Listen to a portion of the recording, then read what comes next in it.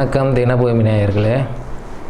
இன்று நாம் முன்னெச்சரிக்கை மனு நீதிமன்றத்தில் தாக்கல் செய்வது எப்படி என்பதை பற்றி பார்ப்போம். முன்னெச்சரிக்கை மனு என்பது கேவியட் என்று உரிமையியல் நடைமுறை சட்டத்தில் சொல்லப்பட்டுள்ளது. 148A என்ற பிரிவு கேவியட் என்றால் என்ன, அதை எப்படி நீதிமன்றத்தில் தாக்கல் செய்வது என்பதை பற்றி கூறுகிறது. கேவியட் என்பது ஒரு லத்தீன் சொல். கேவியட்னா தமிழில் முன்னெச்சரிக்கை மனு. முன்னெச்சரிக்கை மனு சிவில் வழக்குகளுக்கு மட்டும் பொருந்தும். இப்போ ஒரு வழக்கு நீதிமன்றத்தில் நிலுவையில் இருந்தாலும் அல்லது இதுக்கு மேல் நீதிமன்றத்தில் தாக்கல் செய்வதாக இருந்தாலும் அந்த வழக்கில் யாருக்கு எதிராக அந்த வழக்கு போடப்படக்கூடுமோ, அந்த வழக்கு யாருக்கு எதிராக தாக்கல் செய்யப்படக்கூடுமோ அவர், அதாவது தனக்கு எதிராக ஒருவர் வழக்கு போடுவார், நீதிமன்றத்தில் ஒரு நடவடிக்கை தொடர் இருக்கிறார் என்று ஐயுறும் நபர், சந்தேகிக்கும் நபர், அவர் நீதிமன்றத்தில் ஒரு கேவியட் மனு தாக்கல் செய்துவிட்டால் நீதிமன்றம் அவருக்கு எதிராக எந்த ஒரு உத்தரவும், தடையானையும், உறுத்துக்கட்டளையும் போடாமல் அவருக்கு நோட்டீஸ் மட்டும் அனுப்பும். கேவியட்டுங்கிறது ஒரு முன்னெச்சரிக்கை மனு. எனக்கு எதிராக யாராவது, அதாவது இன்னார் எனக்கு எதிராக வழக்கு தாக்கல் செய்ய இருக்கிறார், ஒரு நடவடிக்கை தொடர இருக்கிறார், ஒரு மனு போட இருக்கிறார், ஒரு சூட்டு தாவா தாக்கல் செய்ய இருக்கிறார், அந்த தாவாவில் என்னை கேட்காமல் எனக்கு எதிராக எந்த ஒரு தடையானையும் உறுத்துக்கட்டளையும் போடக்கூடாது என்று நீதிமன்றத்தை கேட்டு முன்னெச்சரிக்கையாக போடப்படும் மனுவே கேவியட் பெட்டிஷன் எனப்படும். இந்த மாதிரி கோர்ட்டில் கேவியட் பெட்டிஷன் தாக்கல் பண்ணிட்டாக்க கேவியட் பெட்டிஷன் போட்டவருக்கு எதிராக எந்த ஒரு தடையானையும் நீதிமன்றம் போடாது. மாறாக அவருக்கு நோட்டீஸ் அனுப்பும். அவருக்கு எதிராக யாராவது கேஸ் போட்டால், வழக்கு போட்டால், தாவா தாக்கல் செய்தால், அல்லது ஒரு ஐஏ பெட்டிஷன் இடைக்கால மனு, இந்த மாதிரி வழக்கில் நடந்துக்கிட்டு இருக்கிற வழக்கில் அல்லது புதுசாக ஒரு வழக்கு போடும் போதே அவருக்கு எதிராக இன்ஜங்ஷன் ஆர்டர், தடையானைன்னு சொல்கிற உறுத்துக்கட்டளை ஆணை எதுவும் வழங்காமல் அவருக்கு நோட்டீஸ் அனுப்பும். இந்த மாதிரி உனக்கு எதிராக ஒரு தாவா தாக்கல் செய்யப்பட்டுள்ளது, ஒரு நடவடிக்கை மேற்கொள்ளப்பட்டுள்ளது, இதற்கு நீங்கள் என்ன பதில் கூறுகிறீர்கள் என்று விளக்கம் கேட்டு நோட்டீஸ் அனுப்பும். கேவியட் போட்டு வச்சா நமக்கு இது ஒரு பாதுகாப்பு.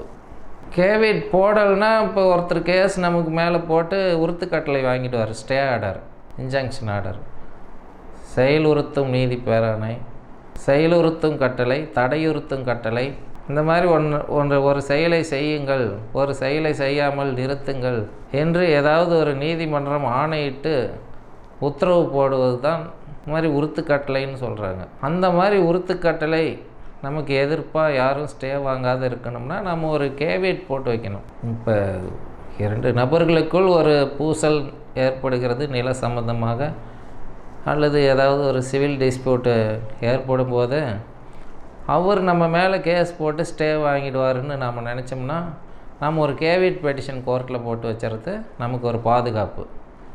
கேவியட் பெட்டிஷன் போட்டாக்க நமக்கு அது 90 நாட்களுக்கு பாதுகாப்பு அளிக்கும். நீதிமன்றம் அந்த 90 நாளைக்குள்ளே நமக்கு எதிராக யாராவது ஒரு சூட்டு, தாவா, சிவில் கேஸ் யாராவது போட்டாங்களாக்க நமக்கு எதிராக ஸ்டே கொடுக்காது. மாற நோட்டீஸ் தான் அனுப்பும். நீங்கள் உங்கள் விளக்கத்தை சொல்லுங்கள். கோர்ட்டில், சிவில் கோர்ட்டில் நமக்கு நோட்டீஸ் வந்துச்சுனாக்கா நாம் அதை வாங்கின தேதியிலேருந்து 30 நாளைக்குள்ளே பதில் கொடுக்கணும். 30 நாட்களுக்குள் நமது தரப்பு பதிலை தாக்கல் செய்ய வேண்டும். ஆனால் அந்த முன்னெச்சரிக்கை மனுன்னு சொல்லப்படுகிற கேவியட் மனு போட்டோம்னா நமக்கு 90 நாட்கள் பாதுகாப்பு அளிக்கும். 90 நாட்கள் இறுதியில் இன்னொரு கேவியட் மனு போட்டால் அதிலிருந்து பிறகு ஒரு 90 நாட்கள் நமக்கு பாதுகாப்பு உண்டு.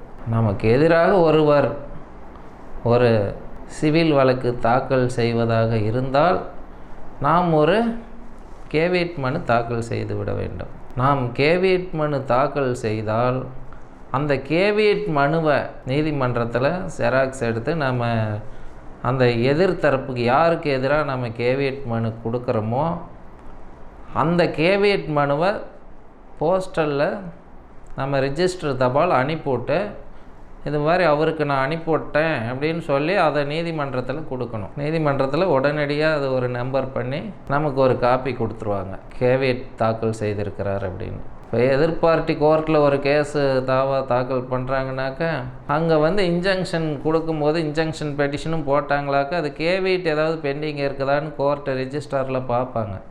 அந்த பதிவு அந்த டைரியில் கேவியட் பதிவு பண்ணியிருந்தால் இன்ஜங்ஷன் பெட்டிஷனை அலோவ் பண்ண மாட்டாங்க, நோட்டீஸ் தான் அனுப்புவாங்க. கேஸ் தான் நடக்குமே ஒழிய நமக்கு எதிராக கோர்ட்டில் எதுவும் உத்தரவு போட மாட்டாங்க. இறுதியாக விசாரித்து முடித்து அப்புறம் வேணால் நம்ம பக்கம் வழக்கு வீக்காக இருந்தால் நமக்கு எதிராக வேணால் உத்தரவு போடுவாங்க.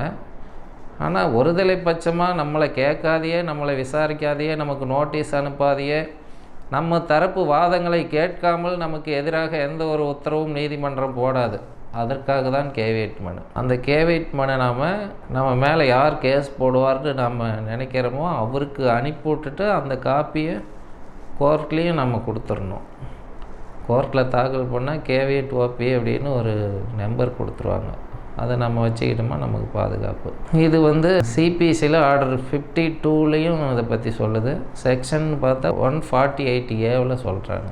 எந்த நீதிமன்றத்தில் வேணாலும் கேவியட் தாக்கல் பண்ணலாம். இப்போ நாம் கேவியட் முன்சிப் கோர்ட்டில் போட்டிருப்போம், அவங்க சப் கோர்ட்டில் போய் நமக்கு எதிராக தடையானை வாங்கிட்டாக்க அதுக்கு கீழ் கோர்ட்டு பொறுப்பாகாது. அதனால் முன்னெச்சரிக்கையாக நாம் munsif court, sub court, district court இந்த மாதிரி இந்த வழக்கு எந்த நீதிமன்றத்துக்கு அதிகார எல்லை உட்பட்டதோ அந்த நீதிமன்றத்தில் பார்த்து நம்ம கேவியட் தாக்கல் செய்துவிட்டால் நமக்கு பாதுகாப்பு. நீதி வழியாக அதிகார எல்லை, வட்டார வரம்பு ரீதியாக அதிகார எல்லைன்னு கோர்ட்டுக்கு பெக்குனியரி ஜூரிஸ்டிக்ஷன், லோக்கல் ஜூரிஸ்டிக்ஷன் இப்படின்னு இருக்குது. அதை பார்த்து நம்ம கேவியட் போடலாம். சப்போஸ் நாம் முன்சிப் கோர்ட்டு 1 லட்சம் வரைக்கும் மதிப்புள்ள வழக்குகள் தாக்கல் செய்கிறாங்கன்னா இப்போ பார்ட்டிகள் நமக்கு இன்ஜங்ஷன் கிடைக்கணுங்கிறதுக்காகவே மதிப்பு அதிகமாக போட்டு சப் கோர்ட்டில் போட்டு இன்ஜங்ஷன் வாங்கிடுவாங்க. அதனால் நம்ம எச்சரிக்கையாக சப் கோர்ட்டில் ஒரு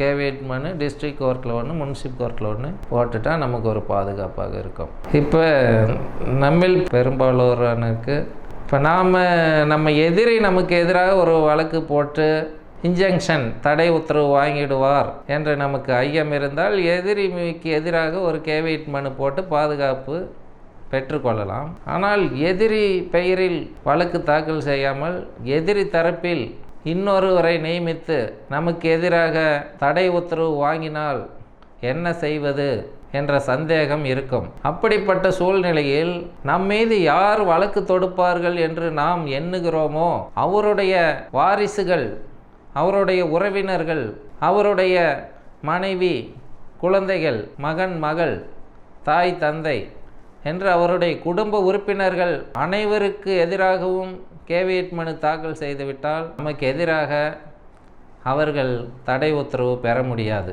வேறு ஒரு நபருக்கு பவர் பத்திரம் எழுதி கொடுத்து தனது சார்பாக இன்னொருவர் ஸ்டே ஆர்டர் நமக்கு எதிராக வாங்கிட்டா என்ன செய்வது என்று நினைப்பீர்கள். பவர் கொடுத்தாலும் அதில் அந்த வழக்கு ஆவணங்களில் வழக்குரையில் இன்னார் பவர் கொடுத்து அவர் சார்பாக இவர் வழக்கு போடுகிறார் என்ற வாசகம் அதில் இருக்கும். அப்போது அந்த கேவியட் மனுவில் இன்னார் பவர் கொடுத்ததால் தான் இவர் வழக்கு போடுகிறார், இந்த நபருக்கு எதிராக போடுகிறார்னாலும் கேவியட் பாதுகாப்பு அளிக்கும். பவர் கொடுத்துட்டு இன்னொரு நபர் தானே, அவருக்கு எதிராக தானே தாக்கல் செய்கிறாங்க, அவருக்கு எதிராக தானே கேவியட் இருக்குது, அதனால் இவர் போடலையே அப்படிங்கிற சந்தேகம்லாம் இதில் வராது.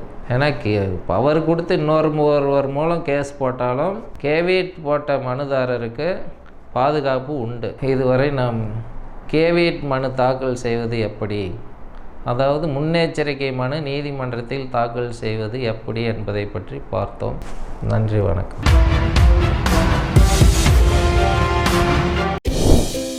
தொடர்ந்து இது போல வீடியோஸ் பார்க்குறதுக்கு கீழே இருக்க சப்ஸ்கிரைப் பட்டனை கிளிக் பண்ணுங்கள்.